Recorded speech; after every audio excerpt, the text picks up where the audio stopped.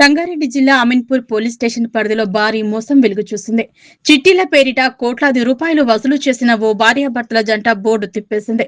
BSR కాలనీలో 20 సంవత్సరాలుగా నివాసం ఉంటున్న ఈ దంపతులు స్థానికుల నమ్మకాన్ని ఆసరాగా చేసుకుని ఏకంగా 2.5 కోట్ల రూపాయలకు పైగా ముంచినట్లు తెలుస్తోంది.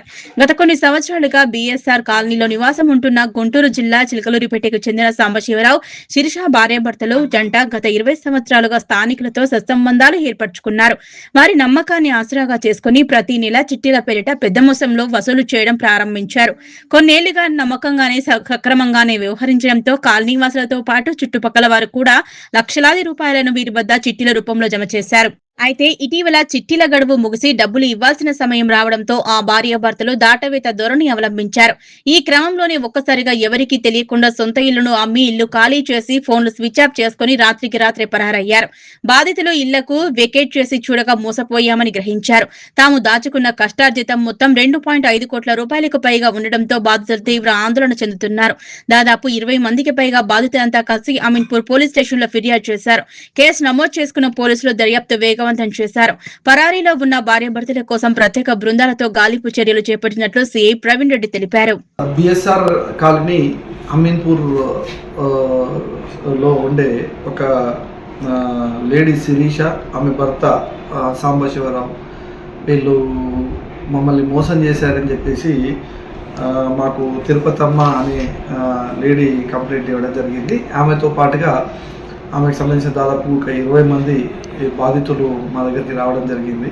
వాళ్ళందరూ కూడా ఈ శిరీష దగ్గర గత 20 సంవత్సరాల నుంచి ఆమె చెప్పిన మాటలు నమ్మి చిట్టీలు వేయడము, అమౌంట్ ఆమెనే తీసుకొని ఆమెనే వాడుకోవడము, వాటికి మితి ఇస్తా అని చెప్పి ఇవ్వకపోవడము, ఇవి అన్ని కారణాల వల్ల దాదాపుగా బాధితులు 20 మంది మా దగ్గరకు వచ్చి కంప్లైంట్ ఇవ్వడం జరిగింది. అందాజా 2-2.5 కోట్ల వరకు అమౌంట్ ఆమె చీట్ చేసినట్టుగా తెలుస్తుంది. ఈ దాంట్లో సంబంధించి ఒక కేసు రిజిస్టర్ చేయడం జరిగింది. కేసు రిజిస్టర్ చేసి ఇన్వెస్టిగేషన్ చేస్తుంది. గతంలో కేసులు అయినట్టుగానైతే మా దృష్టికి లేదు. ఆమెకు ఒక సొంత ఇల్లు ఉండేది, అది కూడా అమ్ముకొని వెళ్ళిపోయినట్టుగా తెలుస్తుంది.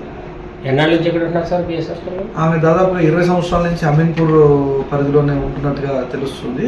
ఈ బిఎస్ఆర్ కాలనీలో గత 10-12 ఏళ్ల నుంచి సొంత ఇల్లు ఉన్నట్టుగా తెలుస్తుంది. ఇది కూడా రీసెంట్గా అమ్మినట్టుగా తెలుస్తుంది. వాళ్ళిద్దరు ఏం చేస్తుంటారు?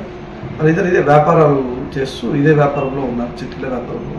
నేటివ్ ప్లేస్ ఎక్కడ సార్? నేటివ్ ప్లేస్ చిలుకూరుపేట, గుంటూరుగా చెప్తున్నారు. ఒకసారి వెరిఫై చేసి వెంటనే చేయొచ్చు. కాలనీలో ఉంటుండే ఆ పక్కనే మేము 2వ రోడ్ నెంబర్లో ఉన్నాము, ఆమె 3వ నెంబర్లో ఉంది.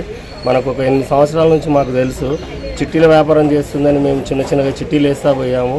మాకు లాస్ట్ 3 months బ్యాక్ మా చిట్టీ అయిపోయింది. 30 నెలలు కట్టాము. నెలకు 13,000 లెక్క 30 నెలలు కట్టించుకుంది.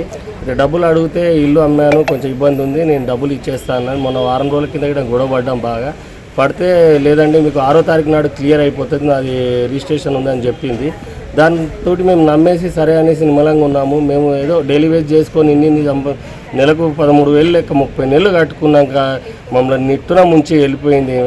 అసలు వీళ్ళని నమ్మాలంటే కూడా మాకు ఎంత బాధగా ఉందంటే, మేమంటే ఏదో చిన్నగా మేము ఏదో చేసుకొని బతికి రూపాయి వెనకేసుకున్న డబ్బులన్నీ ఎత్తుకొని పోయింది. మాకు రాత్రి తెలిసింది. వచ్చే వరకు అందరి పరిస్థితి ఇది సార్. ఇట్లాంటి వాళ్ళని చిట్టీల వ్యాపారాలను కొంచెం నిఘా పెట్టి పోలీసు వారు కొంచెం ఏదైనా సాయం చేయగలరని మాకు. మాది బిఎస్ఆర్ కాలనీ సార్. మాది పేరు మా పేరు రాజు అండి. నా పేరు జర చూడండి సార్ ప్లీజ్. అనే వ్యక్తి అయితే మమ్మల్ని దారుణంగా మోసం చేసిందండి. ఒక్కరిని కాదు, ఇద్దరిని కాదు, మొత్తం 40 మందిని కూడా ఏ విధంగా మోసం చేసిందంటే, ఒకరి దగ్గరికి వెళ్ళి అడుగుతుంటే తన సమాచారం వేరే ద్వారా తెలుసుకొని వాళ్ళు పోలీస్ స్టేషన్కి వెళ్ళి కంప్లైంట్ ఇద్దామంటే వాళ్ళ దగ్గరికి వెళ్ళి నీకు చెక్కులు ఇప్పిస్తాను, ప్రామిసర్ నోట్ ఇస్తాను, ఈ డేట్ వరకు మీకు డబ్బులు మీకు అందజేస్తానని వాళ్ళకి పర్సనల్గా వెళ్ళి వాళ్ళు పర్సనల్గా కాల్ చేసినప్పుడు మామూలుగా మాట్లాడి చెప్పింది. ఈరోజు నిన్న నైటు, సాటర్డే రోజు నైటు వెళ్ళిపోయింది. తను 10:30 వరకు ఉందంట. సండే మార్నింగ్ మేము వెళ్ళి చూస్తే అక్కడ లేరని తెలిసింది. ఇంటి ఓనర్స్ వచ్చి కీస్ ఇచ్చి హ్యాండ్ ఓవర్ చేసుకున్నారు.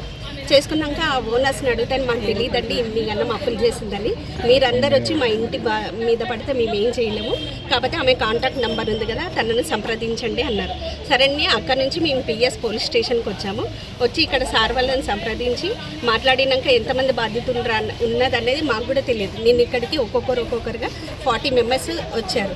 ఒకరికి 25 lakhs ఇచ్చింది, ఒకరికి 30 lakhs, అట్లా చెప్పలేనంత మందికి డబ్బులు మోసం చేసింది. అయితే ఒక అమ్మాయి భర్త బాలేడు, హ్యాండిక్యాప్, ఆమెకి 10 లక్షలు ఇవ్వాలి. ఆ అమ్మాయికి కూడా కొద్దిగా హెల్త్ ప్రాబ్లం ఉంది, ఒకతే ఆడపిల్ల. ఆ అమ్మాయిని హాస్టల్ నుంచి చదివిపిస్తుంది. ఇల్లు కట్టుకునే స్తోమత లేకుండా కూడా ఆ అమ్మాయి డబ్బులు ఇచ్చింది. ఆ అమ్మాయికి ఆ అమ్మాయి అయితే ఎట్టి పరిస్థితుల్లో అసలు కింద పడిపోయింది. ఈరోజు హాస్పిటల్లో అడ్మిట్ అయ్యి ఉంది. ఆమెను కూడా నీకు మోసం చేయాలని అనిపించింది కదా శిరీష గారు, అసలుకి అర్థం కావట్లేదు. అందరినీ నమ్మించి నువ్వు మోసం చేసి ఎట్లా పారిపోయినావు? నీకు పౌరుషం రోషం ఉంటే మేము ఆ రోజు మేము కూడా 2 times వాళ్ళ ఇంటికి వెళ్ళినప్పుడు మాటలు ఏ విధంగా చెప్పిందంటే, నేను ఎవరికి మోసం చెయ్యను, మీ డబ్బులతో సహా కూర్చోబెట్టి 10 మంది మధ్యలో నేను ఇస్తాను, మోసం చేసే వెళ్ళానని చెప్పిన దాన్ని. మేము సిరియస్ అయిన అమ్మకాడ మాకు 18 సంవత్సరాల పరిచయం, బట్టల షాప్ ఆమె. మేము బట్టల షాప్కి వెళ్తుంటే అక్కడ పరిచయం అయ్యి మేము 5 లక్షల చిట్టీలు 3 వేసాము, ఒకటి 3 లక్షలు తీసాము. అన్ని సంవత్సరం అయిపోయిన చిట్టీలు అయిపోయి అయితే డబ్బులు ఇస్తాను తర్వాత అని మేము ఆగాము. మేము మా పిల్లల పెళ్ళిళ్ళ కోసమని మేము అట్లా ఆపాము. ఆమె ఇట్లా చేసి 10 నైట్ ఇల్లు అమ్ముకొని 2-3 కోట్లు అప్పు చేసిందని మాకు తెలియదు. ఒకళ్ళకి తెలియకుండా ఒకళ్ళకి చేసిందామా. మొన్నయ్య చనిపోయాడు, ఒక 20 రోజులు అయితే మేము వాళ్ళ ఇంటికి పోతే 2వ తారీఖు డబ్బులు వేస్తారు, అకౌంట్ నెంబర్లు పెట్టముంది. 2వ తారీఖు వెళ్ళిపోయింది స్విచ్ ఆఫ్ చేసుకుని ఫోన్లు. మాకు ఇప్పుడు వరకు అయితే ఏం తెలియదు. మేము నిన్న ఇంటికి వెళ్తేనే తెలిసింది, ఫోన్ చేస్తే ఫోన్ ఎత్తలేదు, స్విచ్ ఆఫ్ అయినాయి అని. వాళ్ళ పిల్లలు ఇద్దరు, ఒకళ్ళేమో లండన్, ఒకళ్ళు అమెరికాలో ఉంటారు. రాఘవేంద్ర కాలనీ ఒకే కాలనీలో ఉంటాం మేము, రాఘవేంద్ర కాలనీలో ఉంటాము. ఇంకా దానివల్ల బట్టల షాప్ కాబట్టి మేము బట్టలకు వెళ్తాం. అట్లా పరిచయం అయితే మేము చిట్టీలు వేస్తున్నాం అంటే మేము కూడా వేసాము. అట్లా మాకు 18 సంవత్సరాల నుంచి పరిచయం. ఎంత మీరు మోసపోయింది? ఎంత మోసం మాది 18 లక్షలు మాది, మన్నయ్యది 12 లక్షలు, మొత్తం 30 లక్షలు మాది. మన్నయ్య ప్రాణాలు లేవు, మన్నయ్యకి యాక్సిడెంట్ అయ్యి మన ఐలాపూర్లో చనిపోయాడు. అట్లా చనిపోయాడు కానీ మాకు ఇస్తాడని మేము అనుకున్నాం, కానీ ఆమె అందరూ నమ్మించింది. మీ డబ్బులు మీకు ఏడవబోవు, మీ డబ్బులు మీకు ఏడవబోవు, మేము తెచ్చిస్తాం. మీ పేరు మేడం? నా పేరు మల్లేశ్వరి, ఆమె పేరు సిరేశ్వరి.